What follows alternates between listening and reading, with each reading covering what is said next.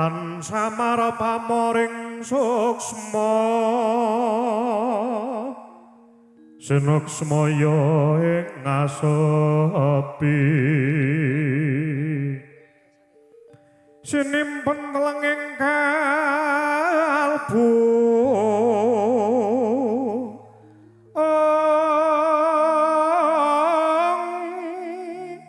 pambukaning warana tarlen saking liyep layaping ngaluyup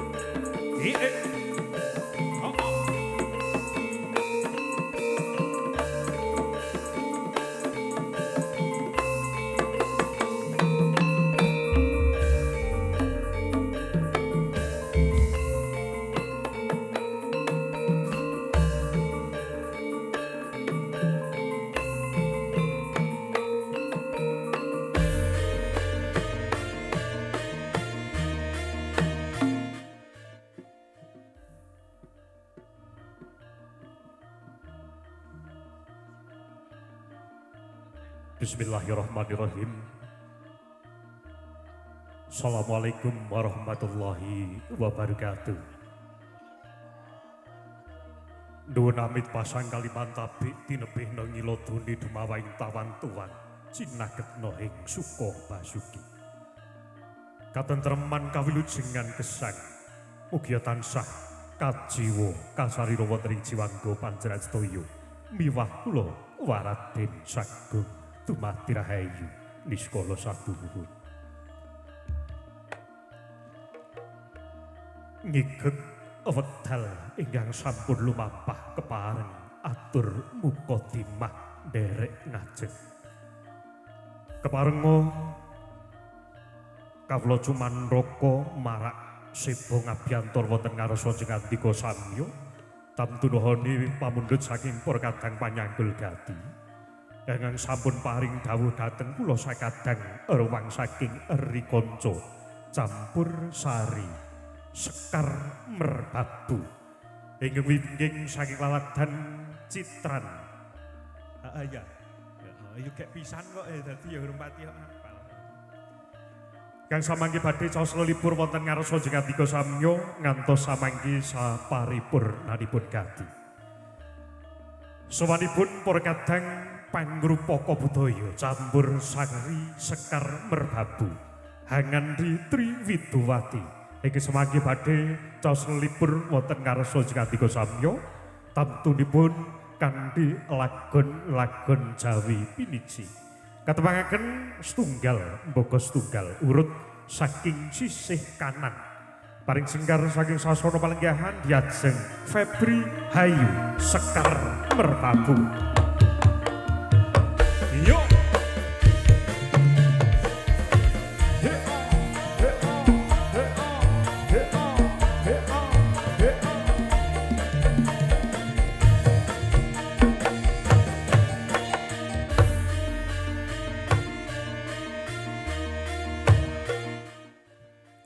Sumambung Widuwati ingkang hangka kalih. Bareng jengkal saking sasana palenggahan Mbak Ayu ning Kamelia. So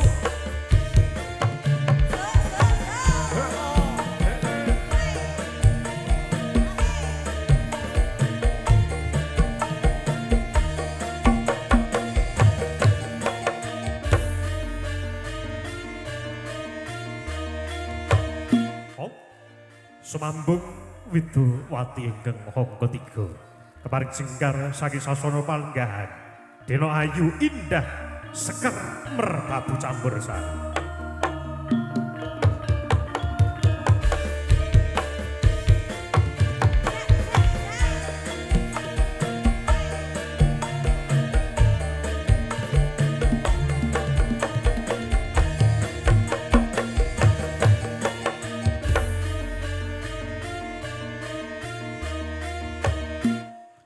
Widuwati ingkang sampun kepareng majeng sowan ngabiyantara wonten ngarsa Jengandika Samya ingkang semangke badhe asung lelipur wujudipun tembang-tembang piniji.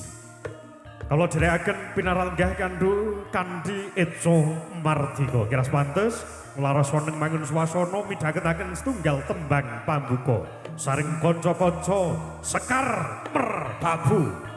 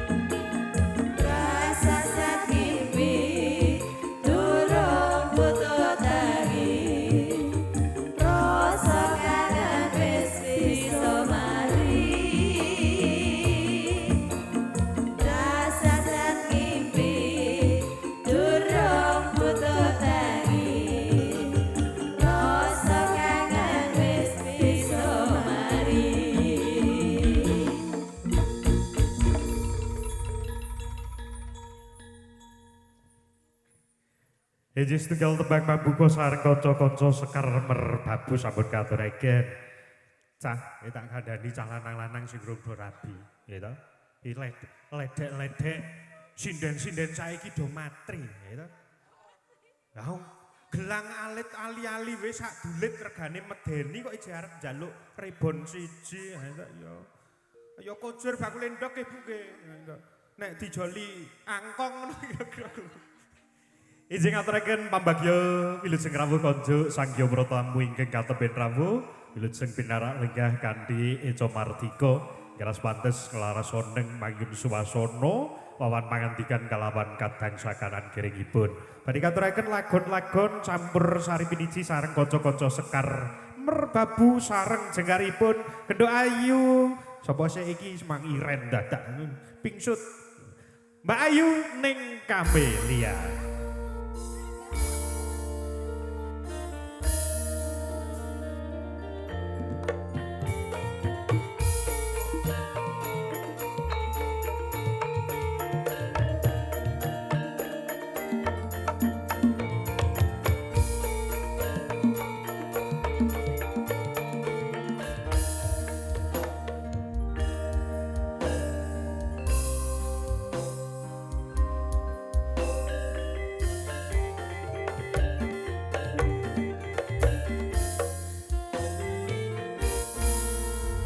Wilujeng siang Bayu. Wilujeng siang dungkap santen Mas Yosi. Jan. Ceh. Iki sowan ana ing laladan gandan Pogalan. Gandan.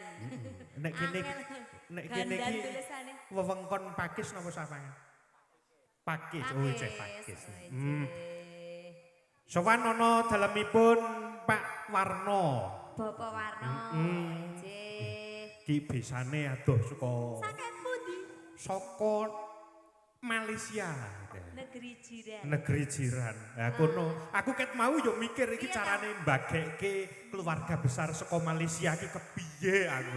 Ayam guyu. Ha iki abrak iki wis disetel nganu ya. Abrak. Lah yo iki abrak iki wis disetel cara Jawa iki arep nganggo basa Indonesia iki sok gaduh-gaduh kan. Mbagekke keluarga Malaysia. Iki bahasane apa nek keluarga Malaysia? Bahasa Indonesia Pak. Bahasa Melayu. Ayam guring.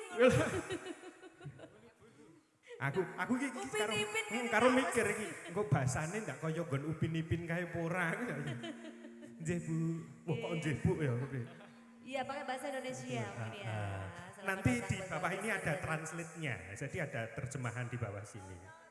No. Wah, Pak dikai ya Pak, engko dikai translate. Ya Mas dikai translate. Ngaturaken pisungsung lagu apa lelipur kanggo para tamu sing sama rawuh. Apa? Dereng wonten pamundutan tembang menika. Dereng wonten. Pak Pur, rawuh Pak Pur. Lah iki. Aku gajane ketunggon. Kok pegang apa? Aso ngadaki aku dume. Aku ke putra muridé gak teko langsung dikeplak sirahe kok aku iki ya. Pak Pur kalih sinten? Ya kalih garwane. Aku tak salim sih. Kono salim. Awas lho engko dijenggung lho aku mau wis dijenggung kok. Apa wis? Sentimen karo aku ki. Ora ngerti to. Ora. Sehat Pak Pur. Alhamdulillah. Niki Kang Putra. Kok nyangoni jare. Ini loh. Ini yang ini loh. Ngerti ra? Apa? Iki loh. Apa? Aku sih gaweke kaya ngene ya. Mbok aja ngedek-ngedeki. Lah piye ta? Aku ki Lucu lho ya. lucu ya? Lucu gawene sing ora lucu. Seneni. Aku pengen lho Mas. Seneni wong akeh. Lah kok seneni ngopo? Aku no cetha nek. Ya ora sida tak bajut. Ngapa ngapa? Ya cetane aku wedi karo mbok wedok ngono bae nek. Aku kok tak ijen to. Streaming. Rawani aku. Oke, tembangan sinareng Sekar Merbabu. Ingkang sineng kuyung Ketip Audio. Ketip Audio. Saka ngendi Mas? Saka ngendi? Ketip. Mas saka ngendi? Saka Solo Patoan. Tenan. Iki diabadikan ayo. Iki yo diabadikan Lintang Studio. Oke. Bener ora? Bener. Leres wong pun takon. Lah iya. Iya. Njaluk pelok barang, Mas. Ngarani kok sindan dadak ngarani barang. Si aku nek ora cedak sing ninting cok. Gegarane wong akrami. Pak Put, suwantene Mas Yosi awan apa sae? Awon. Nek sae pun cukup nek sae pisan mawon. Suwantene Mas Yosi awan apa sae? Wis. Aku mung arep ping pindho. Anakku jek cilik gek lucu-lucune mosok arep Pancen nek swara dalangi menggelegar. pengen karo dalang. Ora. Ora. Kok pede. Dalang rande popo kok dia umuk. Yakin rande papa? Duwe. Ilang. Duwe ku ming teken. Kowe ora pati ampuh. Tutu banda tutu rupa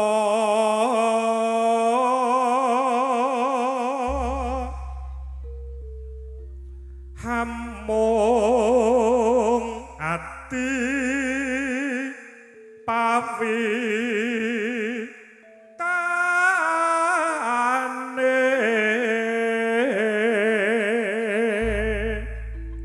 Gegarane wong akrami kuwi dudu bondo tutu rupa. Amung ati Pawitan. Nek aku wegah. Ayo aku yo mbing gedebus. Mosok bebrayan kok mung neng ati. Rumangsamu. Kok kene tekan Malaysia bawa ati tok, Mas. Ya tenang. Kenter ning segara kono.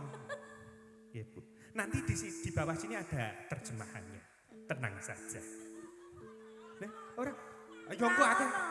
Engko arep nyuwun Mas kae Engko pengedit. tak njaluk Lintang Studio tak upload dhewe nang Malaysia. Luput pisan kena pisan. Terus apa aku yang lali? Dibacut kiai. Aku wis ngerti nek kowe arep ngono kuwi aku wis ngerti, Mas. Ya jenenge wong adon katresnan kuwi kudu saling melengkapi. Yen lupute sing lanang lali ya sing wedok benerke. Ngono. Nah, ngono kuwi. Yen gampang luwe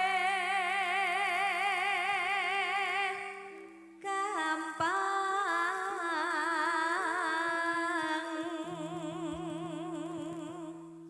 Yen angel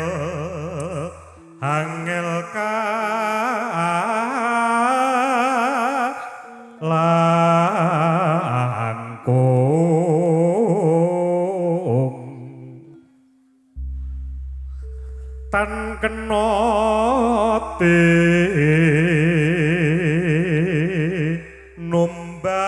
numbas arata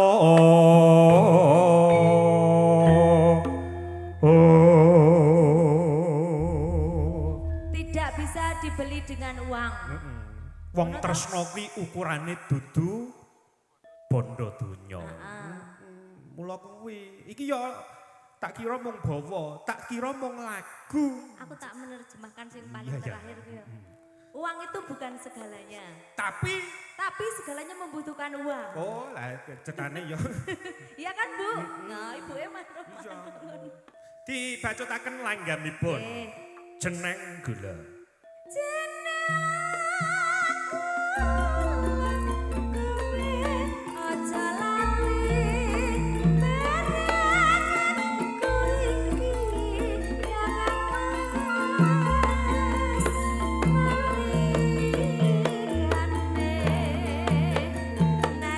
Susah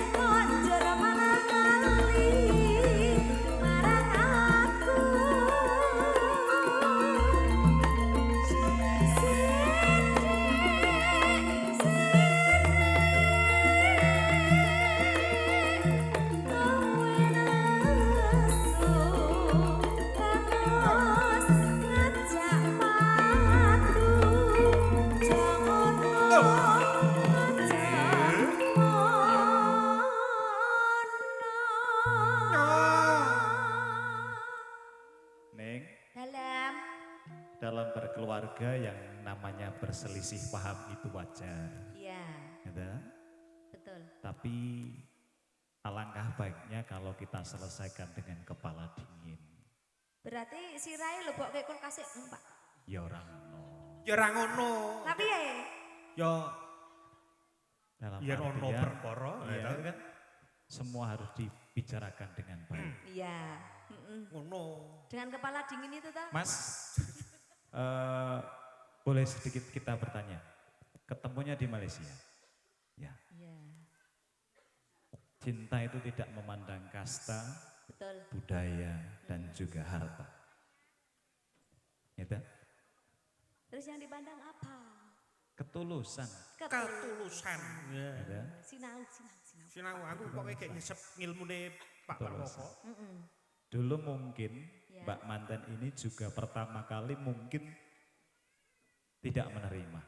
Tapi perempuan itu akan lengah dan jatuh di pelukan karena kontinuitas dan konsekuensitas dari seorang laki-laki. Aku biar ndak ngono kuwi Mas. Kayak karo Cinta jenengan. diucapkan sekali, tapi selebihnya adalah real bukti nyata.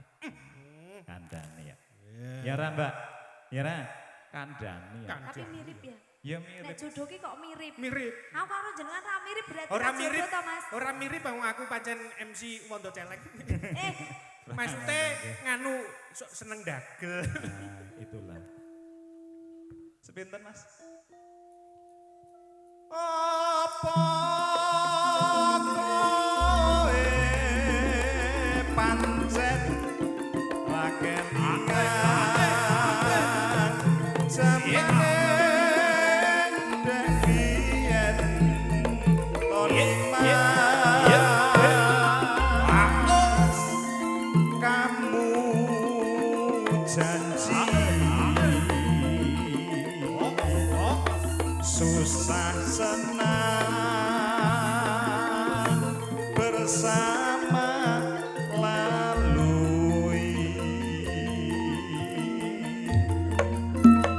Oh ayo, mau izin Mas Yosi? Mangga. Yuk, solo.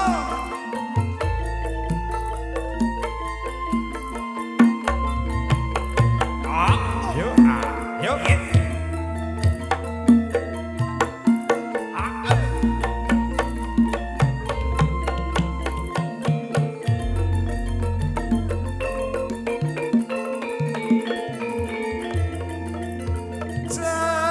Tenang kula kowe apa lali marang aku iki Tony Mas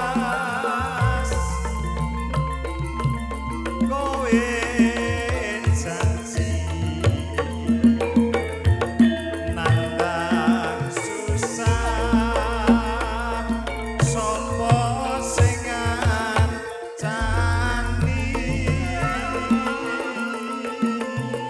oper posisi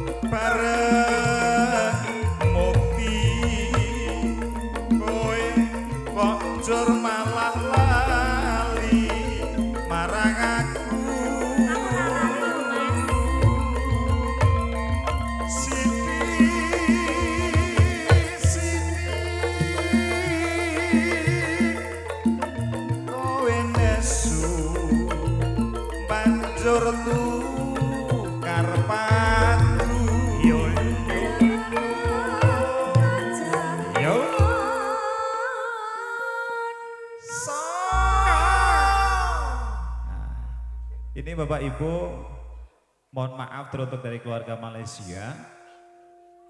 Memang kami berikan kesempatan untuk kerabat dan juga keluarga. Karena setelah ini mungkin nantinya untuk mempelai wanita akan diboyong lagi ke Malaysia. Tentunya biar ada kenangan yang tidak akan terlupa. Kalaupun toh nanti di sana keluarga sini masih bisa melihat foto kenangan. Suatu saat perlu video call, ya kan? Aku besok mau ikut ke sana. Syukur nanti kalau ada apa ini, Event. apa ya, ada terah gitu nek Malaysia ya. Kumpulan keluarga lah. Ya. Briefing keluarga, kumpul keluarga nanti kita pakai you meeting lah, ya kan? Bareng-bareng dari sini, Pakis dan sana. Hei Pak Ci, wah enak kan? Iya. Ono kuwi lho. Kita gunakan kecanggihan teknologi. Dengan teknologi hidup lebih mudah, dengan seni hidup lebih indah, dan dengan agama hidup lebih Barokah. Amin Allahumma.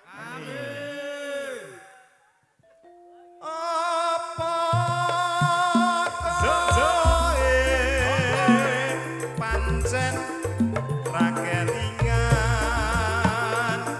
jamane dek biyen oni mas kowe janji bunga susah padha dilakoni.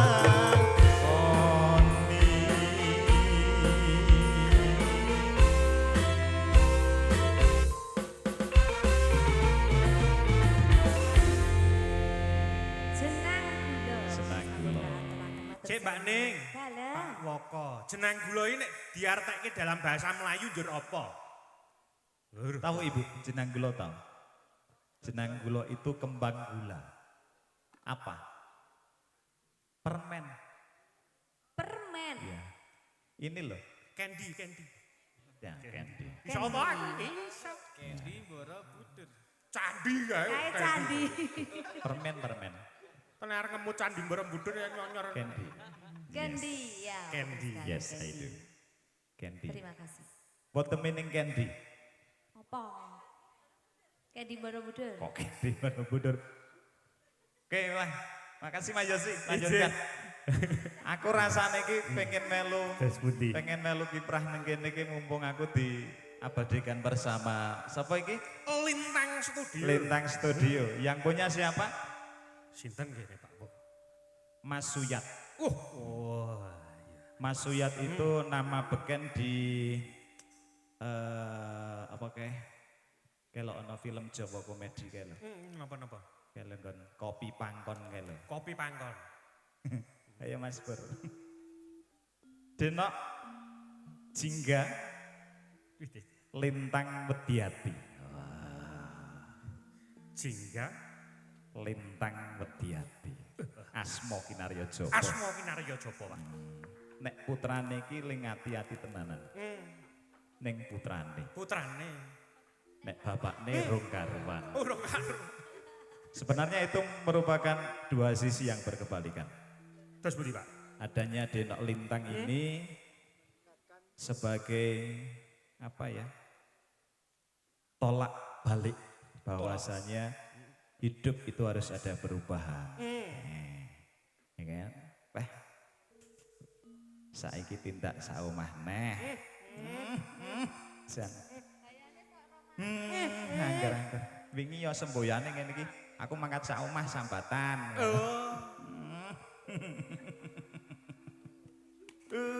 Keluarga Samawa. Mas, yuk lanjutkan siapa selanjutnya? Injih, menika setunggal mboko setunggal kripik gedang kripik telo. Mas, spotting nganggo A, Mas. Ah, ngono ki kepethuk MC kondang yo ngarani nada nek aku 150, Mas. Nah, aku ngarani rego nek aku. Ngono ya. Ini gini nok, spotting nganggo Always Ready ditindenge anak. Mboke ora. Ayo. Aku nunggu Iya, Mas. langsung iki leboni swara iki. Wis mesti dene iki. Sing mlebu ki sapa? Jenengan. Oh tak kira. Lah, wong sing ngene jenengan kok. Aku tiwas kendali tengah iki. Wis ngarani ayi arep Tak kira Apa? kira iya Mas aku. Lho ngono Lah aku kok. ra iso. jebule meng yo Aku yo iso. Aku ya iso, aku ya mumet darani. Sing kenyang kono sing kedilnya. Lah iya, marai deg-degan kok Pak Iki Mas Moko. Purnomo sing iso ki Mas Purnomo. Iya. Mas Pak Pur. Pripun Pak Pur? Kene kok wis bungah ceria. Oh, pada. Nek wingi-wingi lak jeh wah. Kalau apa? Bisa semrawut ngono. Ya. Kok semandang ngono sing jaga kok njok sumringahke ngopo ya? Iya jenenge investasi dunia akhirat itu seperti ini. Oh ngono ya. Ndak. Kayak keluarga cemara ya. Nak tak terenen. Apa? Tegako ayu sundo langit ngene iki bukan milik kita. Oh iya. Ning nyuwun sewu. Meskipun sederhana, Heeh. itulah yang memberikan surga buat kita. Oh, ya ya ya. Putrane Mas Pur ki sarjana agama loh, Oh nggih ta. SPDI. Oh ya Sarjana alhamdulillah. Pendidikan Agama Islam. Ning Pak Pur kok ngono? Nek kaya SAG. Apa SAG? Ya sarjana padha sarjana agamane. Oh, agama. Ora kok muni sarjana ora. SAG ya sarjana agama. Ora. Mosok Ora ya. lho, Pak Pur, ora lho, Pak Pur. Pak Pur ki guruku mosok arep tau nek sarjana agama gila lah ya ora patut. Kancane kan. Aja.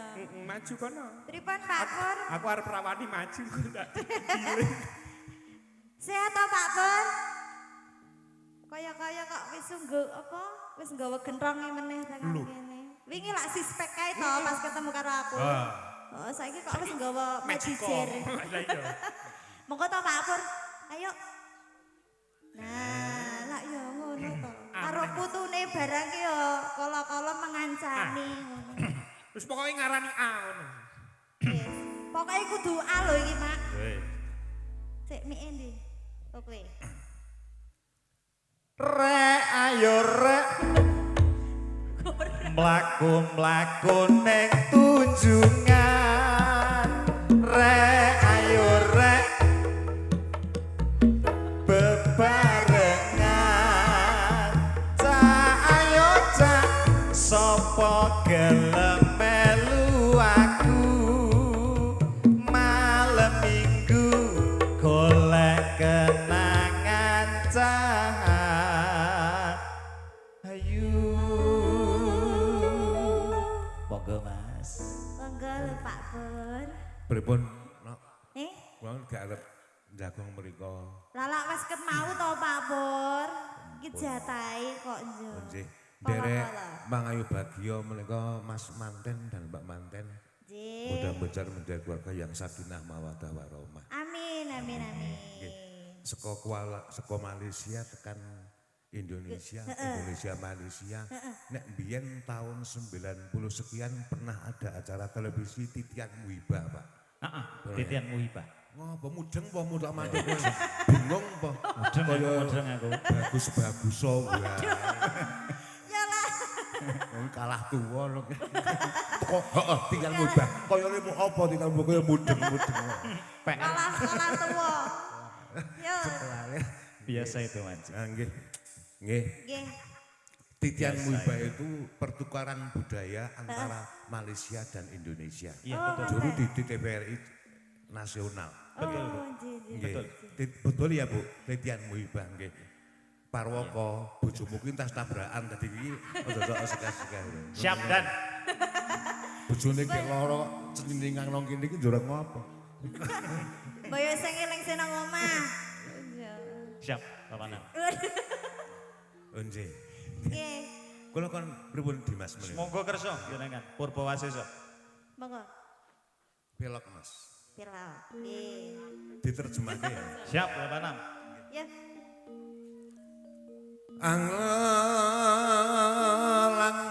Anglangut jroning rasa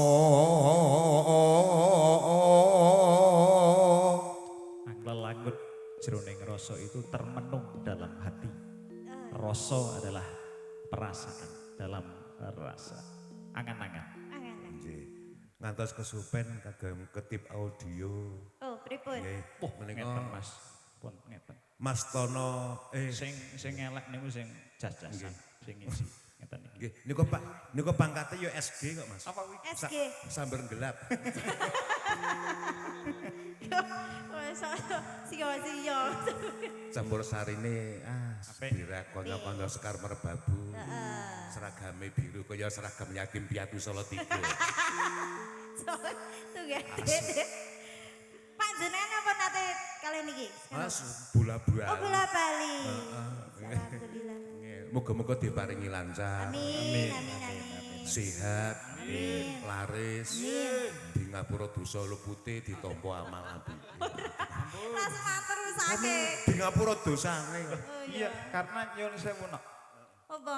Goal dari hidup manusia adalah satu yang kita cari. Apa itu? Akhir yang baik, Oh, iya. husnul khotimah. Husnul khotimah. Ya. Kalau sudah sampai biwaktiha pada waktunya, tidak bisa diajukan, tidak bisa diundurkan. Oh iya. Dadi nyawa ki kaya bang plecit sak upamane no. Wis ditagi wis ora kena. Kok nyawa ngabang plecet bareng gitu. Yen lingan temantene kang sarimbe Kalau teringat pada mempelai berdua, wis tang wanggonku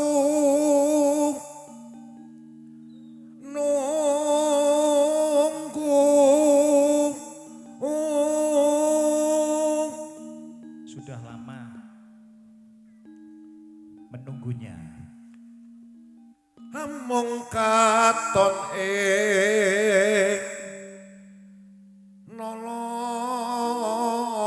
nolong Terbersit di dalam hati. Aduh. Dalam hati. kalingono nalika di no kapungkur Ingatlah di waktu lusa. Lusa itu kemarin. Kemarin.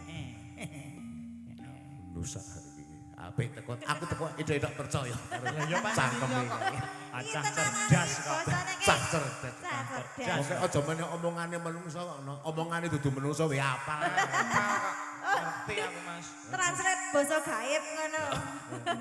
Oke aku wingi wedhus liwat ngarepan ke. Tapak Lah ya. ono wedhus ngene. Heeh. Mbak Bu, ngono aku ngerti karepe kok apa ngono kuwi ngerti. Apa wi? Arep ketemu kok. Kono. Lho tenan kok. Iso-isane mbek ngono. ndah ora semang gatekke omongane Pak Parwono Nggih. Apa-apa nok. Santai wae. selirangmu nate prasopo Kamu pernah berkata Nggih.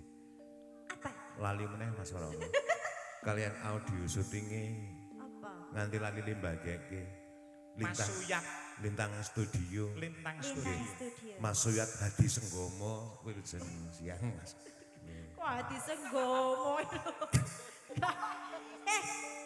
Pak Pur iki live streaming lho. Bapak nen jenenge kuwi kok nggih. Tresno lahir trusing batin Cinta dari lahir sampai batin. Oh iya. didepun lajengaken menapa nderek Mbak Nggih. Jenengan ajeng derek mboten? Mboten Oh nggih. Monggo pinerak mawon. Bon nyangoni sik ngono karo Anu putune Mas barang Pur kok. nggih didueti kok. Jenengan ketok kele MC kok. mosok ana penyanyi kok njaluk sawer MC padha-padha cah rekoso Lek nang kene lak ora dadi MC. apa Tamu. ayo enjen maksudnya Ya nyangoni wong karo putune barang ora ana nyangoni. cerita nang Salatiga iki Apa? ana penyanyi Penyanyi. njaluk MC ning ora dadi MC ning Heeh. Bali udunan telake 3 dina 3 bengi. Kok jadi kaya ngono iki lho.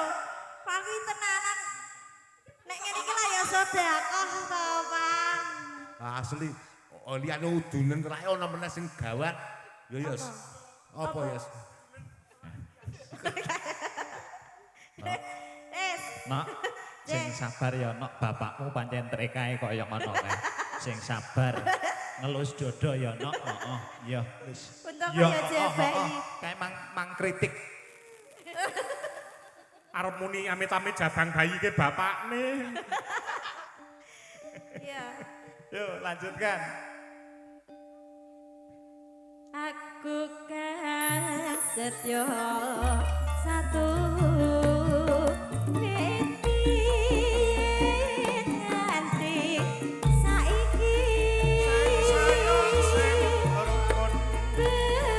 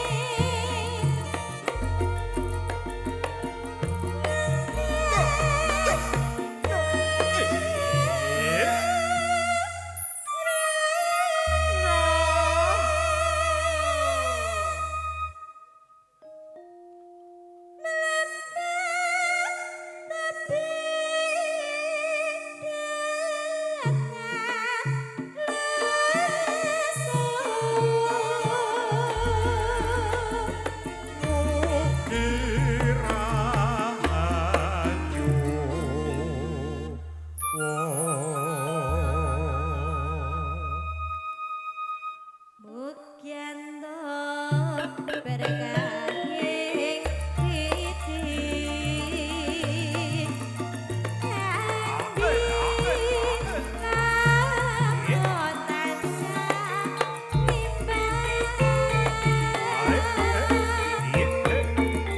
lamun tansah